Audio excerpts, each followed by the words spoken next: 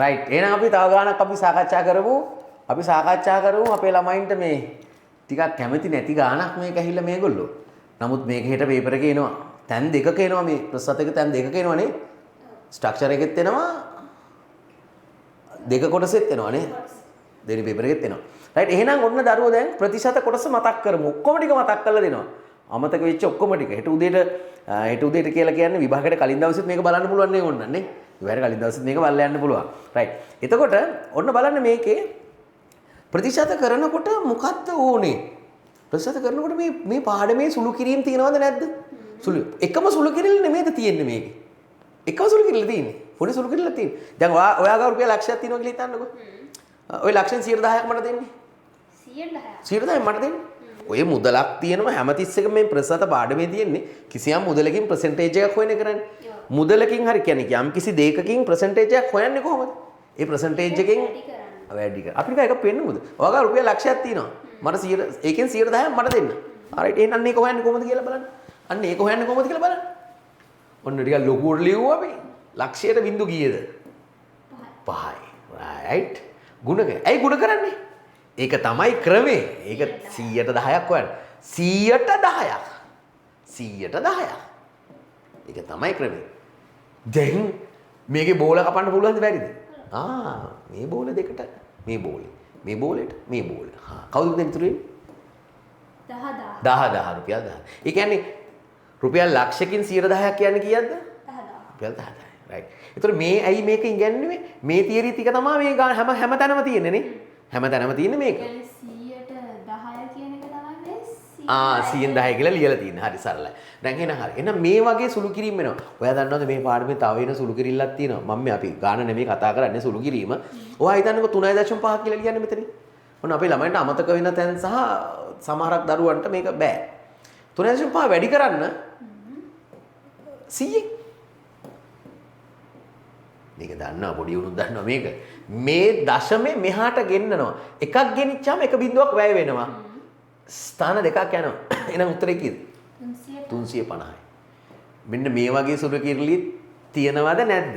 100න් වැඩි කරත් ඔව් අයි අර සමහරක් කලාට කොටස් වෙළඳ පොලේ ගණන් එනකොට අර කොටසක ලාභාංශය මෙච්චරයි කොටස් 100ක් තියෙනවා නම් ලැබෙන ලාභාංශය මෙච්චරයි. දශමයෙන් ආව සමහරක් වලට ගාන වරද්ද ගන්න ඉඩ තියෙනවා අපේ අය. එහෙනම් දැන් ඒකත් ප්‍රශ්නයක් නෑනේ. එහෙනම් වෙන්න පුළුවන් මේ පාඩමේ තියෙන්නේ යම්කිසි මුදලකින් percentage එකක් හොයන්නයි මේ වගේ පොඩි දශම වැඩි කිරීම ටිකක් විතරයි තියෙන්නේ නේ. හරි සරලයි. එහෙනම් අපි මේකේ මේ අවුරුද්දේ ප්‍රතිශතවලට එන්නේ මොනවද කියලා පොඩ්ඩක් බලමුකෝ අපි. මේ අවුරුද්දේ මොනවද වනවා කියන්නේ. අපි තියෙන්නේ මොනවද? දැන් තව තියෙනවා මතකද අර මේ ආදායම් බද්ද. බදු වර්ග තියෙනවානේ.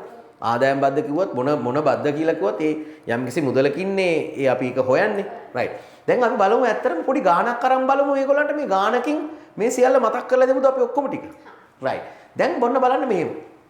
මේකෙදි ඔයා දන්නවද කාවේද? පොලි වර්ග තුනක් තියෙනවා. මොනවද මේ පොලි වර්ග තුන? සුළු පොලිය, වැල් පොලිය, හීනවන ශේෂයට පොලිය. මේ කොටස් තුනෙම විභාගයට එන්න පුළුවන් නේ. කොටස් තුනම එන්න පුළුවන් විභාගයට. හරි. තුනෙන්ම එක ගාණක් එන්න පුළුවන්. රයිට්. දැන් එතකොට මේ බලන්නකො. සුළු පොලිය කියන්නේ මොකද්ද? අර හැමතිස්සෙම ආරම්භක මුදල පදනම් කරගෙන තමයි පොලිය ගණනය කරන්නේ. වැල් පොලිය කියන්නේ අර එකතු වෙන දැන් පළවෙනි අවුරුද්දේ පොලිය එකතු වුණා කියන්නකො. දෙවෙනි අවුරුද්දේ පොලිය ගණනය කරනකොට අර පොලියයි අර මුදලයි ඔක්කොම තමයි එකතු වෙලා තමයි ගණනය කරන්නේ. ඒ සරල දේ එකතු වෙවි යන්නේ. රයිට්. දැන් ඔන්න බලන්න මෙහෙම. මේ ගාන කියවන්නකෝ ඔයා බලන්න. AB කියලා දෙකක් තියෙනවා. ඒකේ තියෙන ඒ තැන්පතුර 5.2ක මං කිව්ව නේද ඔයාට අර දශම ඒවා එනවා කියලා. B එකේ 5%ක වාර්ෂික වැල් පොලියක් තියෙනවා. සුළු පොලියයි වැල් පොලියයි. ප්‍රශ්න දෙක බලන්න. රයිට් සමන් ළඟ රුපියල් කීයක් තියෙනවද? 80000ක් තිබුණා. ඒ හරිය අඩක් ඒ බැංකුවේ ඉතිරි අඩ B බැංකුවේ තැන්පත් කරලු. මේ අඩක් කියන්නේ මොකක්ද දන්නේ? භාගයක්. අඩක් කියන භාගයන්නේ. එහෙනම් එතකොට දැන් අපේ අය ටක් ගාලා අඩ කියවන්නේ නැතුව සමන් ළඟ රුපියල් 80000ක් තියෙනවා කියනකොටම අපේ අය මොකද කරන්නේ? කෙලින්ම 80000 දාලා ගාන හදනවා නිකරක් පැටව ටික. රයිට්. දැන් එහෙනම් මොකද කරන්නේ? ගාන කියවන්න කියලා කියන්නේ ඒකද නැද්ද? ගාන කියවන්න අනිවාර්යයි. රයිට්. එහෙනම් බලන්න. ඒ බැංකුවේ මුදල් තැන්පතුයෙන් සමන්ට වර්ෂයකට ලැබෙන පොලිය. සමන් කොහෙද ආයෝජනය කරන්නේ? ඒ බැංකුව. ඒ බැංකුවේ තැන්පත් කරනවානේ. තැන්පත් කරනවා. අය ආයෝජන කියන වචනේ මොකද්ද? අර කොටස් වෙළඳපොලේ එන වචනයක් නේද? මේක බැංකුවක නම් තැන්පත් කරනවා. කොටස් වෙළඳපොලේ නම් ආයෝජනය කරනවා. right. දැන් මෙන්න ආයෝජනයක් නෙමෙයි තැන්පත් කරලා තියෙන්නේ ප්‍රශ්නයක් නෑ ඒක. ඒ බැංකුවේ මුදල් මේක ඉතින් ආයෝජනයක් වගේ තමයි නේ. ඔව් නේ. right. ඒ බැංකුවේ මුදල් තැන්පතුනේ සමන්ට වර්ෂය. සමන් ඉන්නේ කොහෙද? ඒ බැංකුවේ ඒ බැංකුවේනේ. ඒ බැංකුවනේ මේක. ඒ බැංකුවේ මොන පොලියද ගෙවන්නේ? සුළු පොලිය. සොලිපි. ඒ බැංකුවේ මුදල් තැන්පතුනේ සමන්ට වර්ෂයකට ලැබෙන. ඉතින් වර්ෂයකට ලැබෙන පොලියනේ අහන්න. අර අපි කිව්ව කතන්දරේනේ තියෙන්නේ. අර මුදලෙන් පර්සන්ටේජ් එක 80000 ෙන්ද 40000 ෙන්ද? 40000. ඇයි ඒ? භාගයයි දැන්. භාගයයි දැන්. එහෙනම් අපිට ඒක ගන්න පුළුවන් අපිට කෙලින් පළවෙනි ප්‍රශ්න උත්තරේ ගන්න පුළුවන්. මොකද්ද පළවෙනි ප්‍රශ්න උත්තරේ ගන්න අපි? 40000 වැඩි කරනවා කියේද? 152. බලන්නකො ඉතින් මේවනේ තියෙන්නේ ගණන් වලනේ. ওই ටික විතරයි තියෙන්නේ. 100 කීයද? 5.2. ආන්න දශමය ආවහම තමයි ප්‍රශ්නේ. දැන් මේ බෝල දෙකට අර බෝල දෙක මොකද වෙන්නේ? කැපෙනවා. රයිට්. කවුද ඉතුරු වෙන්නේ? 400 වැඩි කිරීම 5.2. ඒක ලියන්න බලන්න මේගොල්ලන්ට මොකද ඒක පැහැදිලි කරලා පෙන්නන්න ඕන මට. 400 වැඩි කිරීම 5.2. පුතා අපි දරුවන්ට සමහරවිට ගණන් හදන්න පුළුවන්. තේරෙනවා. සුළු කිරීම බෑ. එහෙනම් මේක 5.2කින් වැඩි කරනකොට මේ ස්ථානයක් යන්න මෙතනින් එක බිඳුවක් වැය වෙනවද නැද්ද? ඒ කියන්නේ ඇත්තට ඉතින් මේක 10න් වැඩි කරා කියන එකනේ එක බිඳුවක් වැය වෙනවා කියන්නේ. එහෙනම් මෙතන එතකොට කීයද? 40 වැඩි කිරීම කවුද එන්නේ? 52. අන්න 52. ඇයි 52 ආවේ? මෙතන 40න් මේ බිඳුව අයින් වුණා. ඒ කියන්නේ මේක 10න් වැඩි කරා කියන එකනේ. නේද 52 ආවා. දැන් 40 52න් වැඩි කරන කෙටිම ක්‍රමය මොකද්ද? 4න් වැඩි කරලා අගට බිඳුවක් දානවා. 52 4න් වැඩි කරන්නේ. 4 2 8යි 20යි බිඳුවක්. අගට බිඳුවක් දානවා. අමතක කරන්න එපා අගට බිඳුව නේ. රුපියල් නේ. ඉතින් මේ ගානට හම්බ වෙන ලකුණු දෙකක්. සරලයි. හැම ගානකම තියෙන පොඩි පොලියනේ ආවේ. ඔච්චරයි. පළවෙනි අවුරුද්දට පොලිය. හැබැයි ඉතින් වැල් පොලිය නිසා දෙවෙනි අවුරුද්දටත් මේ පොලියමද නැද්ද? දෙවෙනි අවුරුද්දට ඒක. මේකවල තුන්වෙනි අවුරුද්දට. ඒත් ඒක. හතරවෙනි අවුරුද්දට. ඒත් ඒ පොලියම තමයි. එහෙනම් අපි දෙවෙනි ගාන බලමු පොඩ්ඩක්. දෙවෙනි කොටස. මොකක්ද දෙවෙනි කොටස කියන්නේ? ඔහුගේ මුදල් තැන්පතු සඳහා අවුරුදු දෙකක් අවසානයේදී වැඩි ආදායමක් ලැබෙන්නේ කුමන බැංකුවෙන්ද? අවුරුදු කීයක්ද? දෙකක් අවසානයේ වැඩි ආදායමක් ලැබෙන්නේ කුමන බැංකුවෙන්ද? දැන් උන්තර ගාන යනවා අපි අවුරුද්දක විතරයි නතර හෙව්වේ. මෙතන වැඩි ආදායමක්. එහෙනම් මේ දෙකෙන්ම එක හොයන්න ඕනද නැද්ද? දෙකම හොයලවන්න. සංසන්දනය කරන්න තියෙන. දැන් අපි යන ගානට දෙවෙනි කොටසට අපි යන්නේ. හරි. ඉස්සලා එකෙන් අපි බෑක පොඩි බෑකප් එකක් ගමු නේද? හරි. එහෙනම් ඒ බැංකුව කියලා දාන්න දෙවෙනි කොටස ඒ බැංකුවේ. ඒ බැංකුවේ. නිකන් ඒ දාලා ඉතාලියක් ගහලා දාමු. උතන තේරෙනවනේ. රයිට්. ඒ බැංකුවෙන් කොච්චර හම්බුණාද? 2080 එන්නේ. ඒ වගේ ඒවා කීයක් හම්බ වෙනවද? දෙක. ඇයි සුළු පොලියනේ. සුළු පොලිය නිසා දරුවෝ ටක් ගාලා ගන්න පුළුවන් දෙකෙන් වැඩි කරන්න. අවුරුදු 3ක් ගොන 3ෙන් වැඩි කරා. එච්චරයි නේ. කීයද උත්තරේ එන්නේ? 4160යි. එහෙනම් ඒ බැංකුවේ 4160ක් හම්බ වෙනවනේ. හැබැයි B බැංකුවේ කතාව වෙනස් නේද? B බැංකුවේ කතාව කොහොමද යන්නේ? වැල් පොලිය. හැබැයි එයා ඩිපොසිට් කරන මුදල කීයද? 40000යි 105. ඒකේ පොලිය හොයාගන්නේ කොහොමද? වැල් පොලියට ක්‍රම දෙක තුනක් කියලා දීලා දිනවනේ. වැල් පොලියට කෙටි ක්‍රමයකුත් තියෙනවනේ. ඒත් හැබැයි කෙටි ක්‍රමෙන් එන්නේ මොකක්ද එන්නේ? 40000. අපි අංග බෝඩ් එකට පැහැදිලි කරමු. ඔන්න බලන්න දරුවෝ මෙන්න මෙතන. 40000 කියන්නේ තැම්පත් කළ මුදලනේ. ඔය 40000න් 105ක් බැලුවොත් මොකද්ද කියන්නකො එන්නේ? පළවෙනි අවුරුද්දට පොලිය. දෙවෙනි අවුරුද්දට පොලිය. මේ එකපාර ඔය ගාන හදන්න බැරිද? එකපාර හදන්න බැරිද? අපිට පොලිය එකපාර හොයන්න බැරිද? අපි මේම වෙන කමන්නේ 40000 වැඩි කිරීම 105. අපේ ළමයිට මේක ලේසි කියලා හිතනවා මන්නේ. මොකද අර 105 දැම්මම ටිකක් සුළු කිරීම අපහසු වෙනවා. එහෙනම් මේක සුළු කරමු. බෝල දෙකට බෝල දෙක කැපුවා. උත්තරේ කීයක් එනවද? 2000ක් එනවා. හැබැයි පුතේ ඊළඟ අවුරුද්දේ පොලිය ගන්නේ 40000ටද 42000ටද? 42000. ඇයි? අර 42000 අරක අපිට අපේ account එකේ තියෙනවනේ. ඒතකොට ඒගොල්ලෝ සාධාරණයිනේ. අපි ගාව account එකේ අපේ 42000 තියෙනවනේ account එකේ. ඒකටම තමයි පොලිය ගන්න කරන්නේ. ඒකට තමයි මොන පොලිය ක්‍රමය කියලා කියන්නේ. වැල් පොලිය. එහෙනම් 42000න් 105ක් බලමු. මොකද මේ ක්‍රමේ දරුවන්ට ලේසි නේ ගොඩක්. සුළු කිරීම ලේසි. 105යි. හැබැයි මෙහෙමයි දැන් විභාගේ අමාරු කරන්න පුළුවන් මෙහෙම. පළවෙනි අවුරුද්දේ පොලි ප්‍රශ්නතේ 105ක් වන අතර දෙවන අවුරුද්දේ තැන්පතුව තිබූ තිබ්බොත් කන්ඩිෂන් එකක් දාන්න. දෙවන අවුරුද්දේ ඔබේ මුදල තැන්පතුවේ තිබ්බොත් අපි දෙවන අවුරුද්දේ 10%ක පොලියක් ඔබට ලබා දෙනවා. බැංකුව විසින් මාකටිං කැම්පේන් එකක් කරනවා. අපි සල්ලි ටික බැංකුවේ තව අවුරුදු දෙකක් තියාගන්න. මොකද අපි එතකොට ප්‍රසන්ටේජ් එක වැඩි නිසා මොකද කරන්නේ? අපි ඒකට කැමති වෙනවා. ඔව්. එතකොට මේ ප්‍රතිශතය වෙනස් වෙනවද නැද්ද? වෙනස් වෙන්න පුළුවන්. එහෙම වෙන්න පුළුවන්. ගාන වෙනස් වෙන්න පුළුවන්. රයිට්. එහෙනම් මෙතන 0.2 කපලා දාමු අපි. එහෙනම් උත්තරේ කීයද? ඔන්න බලන්න උත්තරේ ලස්සනට එනවා. ලස්සනට උත්තරයක් එනවා. මොකක්ද පුතේ උත්තරේ? 2100. එහෙනම් මෙතනින් හම්බ වෙනව කොච්චරද එතනට මේ මෙහෙමයි මේ වැල්වට අරන් අර මේ වගන්ති ඒව මේ ඕනේ නැහැ. මේක පැහැදිලි කරලා කිව්වහම ඇතිනේ මේක. මම ලියලා ඉන්නවනේ ලියන්න ප්‍රශ්නයක් නැහැ. එහෙනම් මෙතන මොකද්ද? මේ දෙක එකතු ඉරක් ගහලා එකතු කරන්න. කීයක් එනවද? පෙළ 4200ක් එනවා. අර හොඳ මොකද්ද? 4100යි. 4100යි. නෑ හොඳ මොකද්ද? මෙතන 4160යි. මෙතන 4100යි. ඉතින් හොඳ කියන්නේ පොඩ්ඩක් වැඩි වුණත් හොඳ චුට්ටක් වැඩි වුණත් චුට්ටක් නෙමෙයි. මේ පොඩ්ඩක් වැඩි වුණත් ඉතින් හොඳ තමයි. හරි. රයිට්. එහෙනම් උත්තරේ මොකද්ද? වඩා වාසිදායක වන්නේ එමෙක. අපිට උනම් මේකේ රීසන් එක ලියන්න පුළුවන්. මේක විශාලයි අරක කියලා ලියන්න පුළුවන්. ඒ නිසා මේ බැංකුව කියලා දාන්න පුළුවන්ද බැරිද?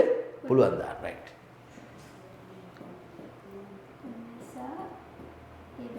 ඒ බැංකුව. රයිට්. එච්චරයි. ඇතිනේ ඔය ඇතිනේ මේ සරලයි. ඔච්චරයි ඕනේ. ඔච්චරයි ඕනේ. පළවෙනි එක හැදුවා, දෙවෙනි එක හැදුවා, තුන්වෙනි කොටස, අන්තිම කොටස නේ? රයිට්. මේක විභාග ප්‍රශ්නයක් නේද? මොකද මේ ප්‍රශ්න?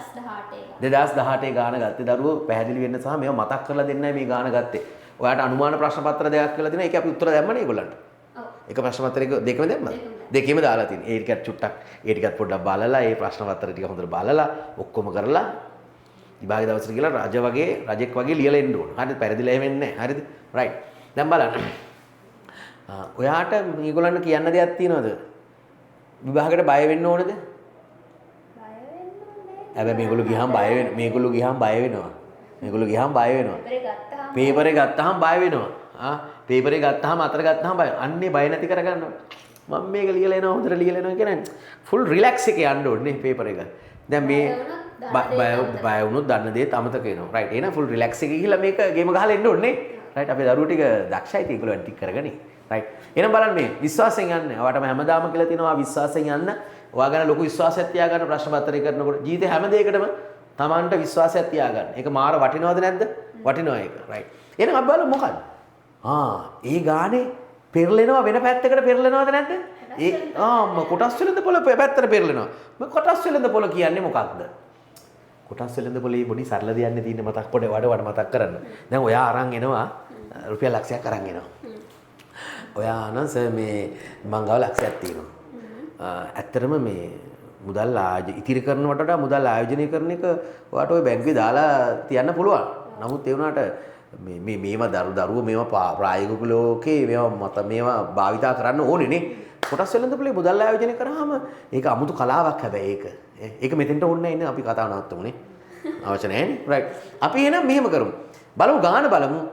කොටස් වෙලඳ පොළ කියන්නේ ඔයා ගාව ලක්ෂයක් තියෙනවා. ඔයා මගේ සමාගමේ ආයෝජනය කරන්න එන්නේ. ඔයා රුපියල් ලක්ෂයක් අරන් එනවනේ. මගේ සමාගම ආයෝජනය කරන්න ඉන්නේ ඔයා සල්ලි අරගෙන.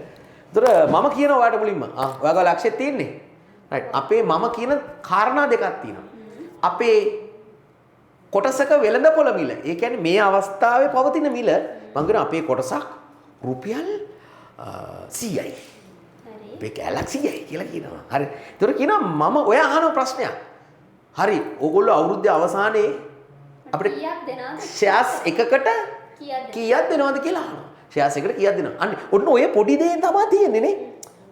ඔයා එනවා සල්ලි ටිකක් අරගෙන අපේ සමාගමට එල්ල කියනවා මම කියනවා අපේ වෙළඳපොළ මිල මේ වෙලාවේ රුපියල් 100යි. ඔයා එතකොට ඔයා සල්ලි දීලා මොනවද ඔයා ගන්නෙ? කොටස් ගන්න. ෂෙයාර්ස් ගන්නවනේ. ඒ කියන්නේ මල්ලක දාගෙන යනවද ඔයා? නෑනේ ෂෙයාර්ස් කියන්නේ වගේ නෙමෙයි. රයිට්. එහෙනම් එතකොට ඔයා එතකොට ෂෙයාර්ස් කීයක් ගන්න පුළුවන්ද ඔයාට ලක්ෂයක් දුන්නොත්? ලක්ෂයකින් 100ක් කියන්නේ මට ෂෙයාර්ස් 1000ක් හම්බ වෙනවනේ. කොහොමද කැපේ ලක්ෂ 0.5යි එතන බෝල දෙකට බෝල දෙක 10යි නේ. ඔයාලා ෂෙයාර්ස් කීයක් තියෙනවද? 1000ක් තියෙනවා. මං ගෙවනවා එක ෂෙයාර්ස් එකකට රුපියල් 3ක් ඔයාට. අවුරුද්දට. මොකද අන්න බැංකුවෙන් නම් පොලිය කොටස් වලද පොලින් නම් මොකද්ද? ලාභාංශය. දෙකම එකයි. දෙකම ලාභය තමයි.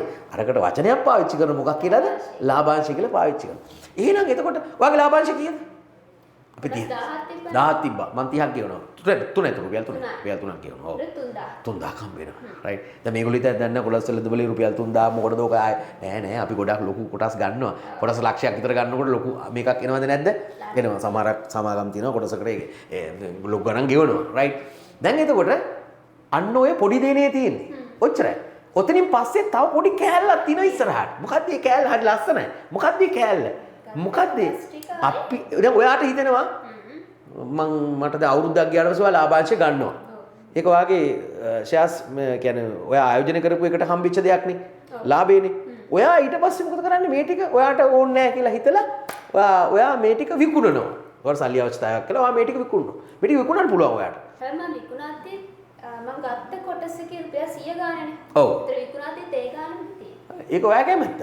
ඔයාට අවශ්‍යතාවය අනුව තමයි ඒක තීරණය වෙන්නේ. හැබැයි ඒ වුණාට එහෙම විකුණනකොට අපි බලන්න ඕනේ වැඩි මුදලකට වික්කොත් එතනත් ලාභයක් එනවද නැද්ද? ඒ ලාභෙට කියනවා. ප්‍රාග්ධන ලාභය. අන්න ඒ ලාභෙට අපි කියනවා මෙයා දැන් කොටස් ඔයා කොටස් කීයක් තියෙනවද? 1000ක් තියෙනවනේ. ওই 1000 ඔයා විකුණනවා. ඔයා ගත්තේ කීයද? 100 ගත්තේ. ඔයා දෙන්න කීයද? 120 දෙමු. 120 දෙමු. 100 විස්තර දුන්නොත් එක කොටසකින් ප්‍රාග්ධන ලාභය කීයද?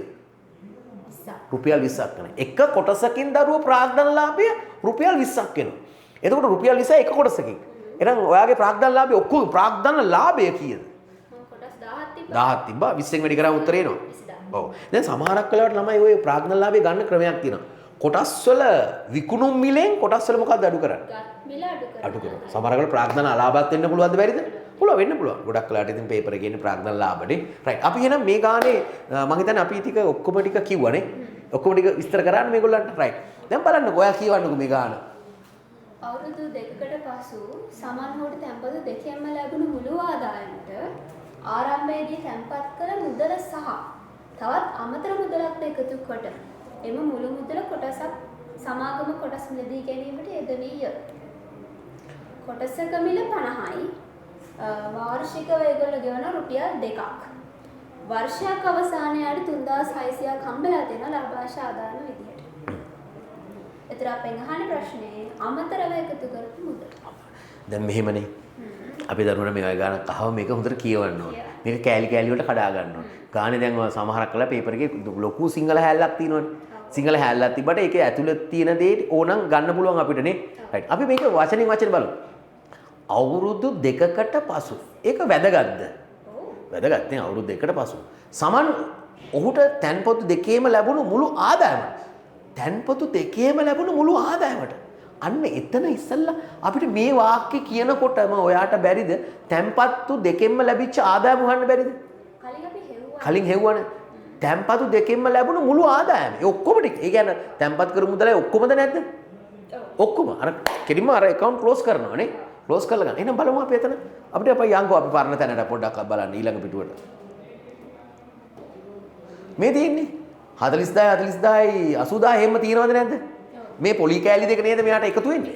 එහෙනම් මොකද්ද? එහා එහෙනම් අපි යහ පැත්තේ ලියමු අපි අලුත් පිටුවක් කරලා ලියමු. මොකද්ද අපි ලියන්නේ ඒකට? බැංකුවෙන් ලැබුණු මුළු මුදල නේ? බැංකුවෙන් ලැබුණු මුළු මුදල. බැංකුවෙන් ලැබුණු මුළු මුදල. 80000 එහෙම තියෙනවනේ නේද? 80000ට අර පොලි කෑලි දෙක එකතු කරනවා. 4100යි 4160යි නේ? right. ඒ දෙක එකතු කරලා 80000 plus 4100 4160.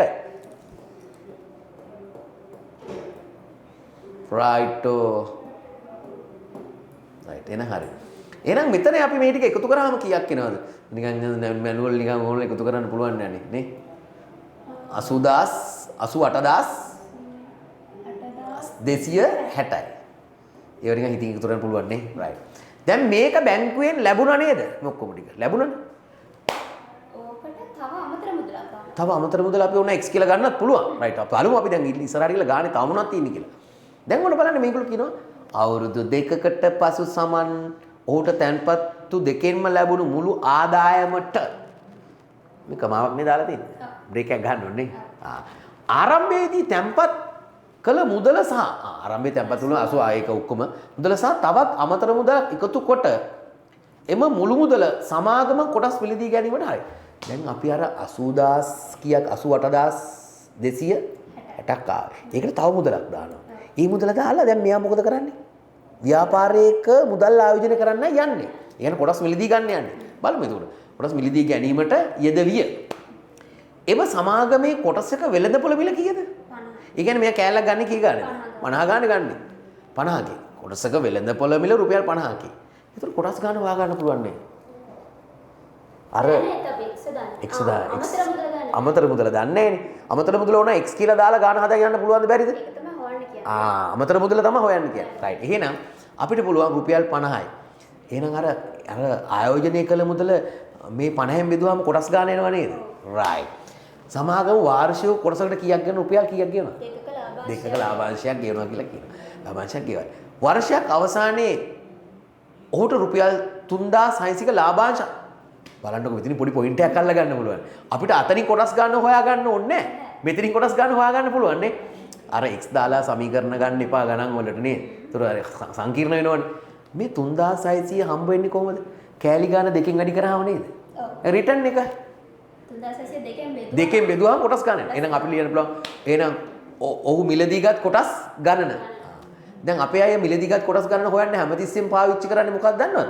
අර මේ ආයෝජනය කළ මුදල. ඒක ඕනේ නැහැ. ඒක නැතුව මේකනොත් හොයන්න පුළුවන් බැරිද? කොටස් ගණන. කොටස් ගණන හොයන්න පුළුවන්. එතකොට 3600 බෙදනවා දෙකේ. කීයක් එනවද එතකොට? 1800. දැන් ෂෙයාර්ස් 1800ක් අරගෙන නේද? ඔය 1800 ගන්න ආයෝජනය කරන්න මේ 1800 ගන්න එකක් කීය ගන්න? එහෙනම් ආයෝජනය කළ මුදල. ආයෝජනය. ඒ කියන්නේ කාවිදි මේ ගාණක් හදනකොට ගාණ සම්පූර්ණ කියවන එක වැදගත්ද නැද්ද? අන්තිම වෙනකන් කියවලා තමයි අපි ආයෙ උඩට ඇහිල්ලා කියවන්න ඕනේ. එහෙනම් 1800 මොකද එන්නේ 50න් වැඩි කරාම කීයක් එනවද? අගට බිංදු 3ක් දාන්න පුළුවන්. අගට බිංදු 3ක් දාන්න පුළුවන්. අගට බිංදු 3යි 90. ඉතින් අනේ 90000ක් යෙදෙව්වනේ. නමුත් එයාට තිබ්බේ කීයද? 88200. එහෙනම් අර අමතර මුදල කියන්නේ මේ දෙකේ වෙනස නේද? එහෙනම් අමතර මුදල කියලා අරගෙන අඩු කරන්න ඉච්චරයි. හරි සරලද නැද්ද? හරි සරලයි. එහෙනම් වැල් පොලිය, සුළු පොලිය, එතකොට මේ මොකද්ද? කොටස් වෙළඳපොළනේ. ඒකත් මතක් කරා. තව පොඩි දෙයක් තියෙනවා මතක් කරන්න. ඒකත් මතක් කරමු අපි නේ.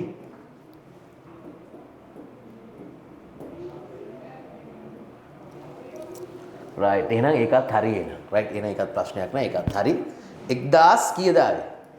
1740ක් එනවා. එයා අතින් දාලා තින්නේ මේ මුදලනේ.